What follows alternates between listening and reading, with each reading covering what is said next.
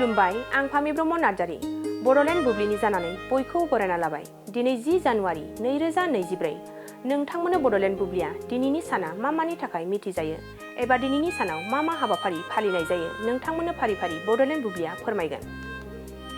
दिनैनि सानखौ बुहुमनां हिन्दी सान एबा वर्ल्ड हिन्दी डे महरै फालिनाय जायो।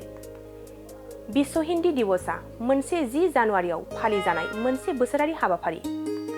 मुलुग हिन्दी सानखौ बै फालिथायखौ फालिनो थाखाय बानायनाय जादोंमोन जेब्ला 1949 मायथाइयाव UNGA आव हिन्दीखौ गिबि खेब रायज्लायनाय जादोंमोन।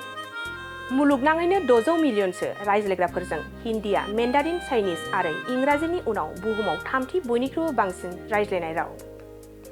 बेनि अनगायैबो दिनैनि सानावनो नेशनेल सेभ द eagles day, national take a terrorist day आरो नेशनेल काट इउर्स एनार्जी कस्ट डे महरैबो फालिनाय जायो।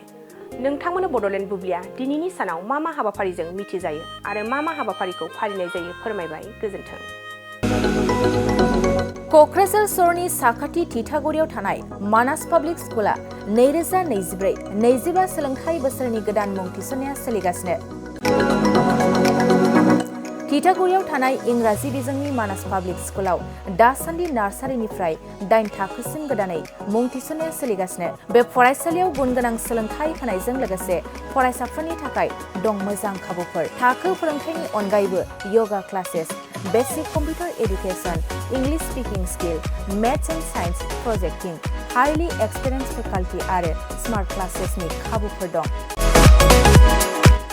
बेजों लोगोसेनो बे फरायसालियाव हौवासा आरो हिन्जावसानि थाखाय आलादा हस्टेलबो दं। गोसो गोनां बिजाथिफ्रा थिथागुरिनि मानास पाब्लिक स्कुलाव मुं थिसनोब्ला नैबे जानबुं नम्बर 6000853288 6000489621 9101008849 कल खालामनानै सुलाद लानो हागोन।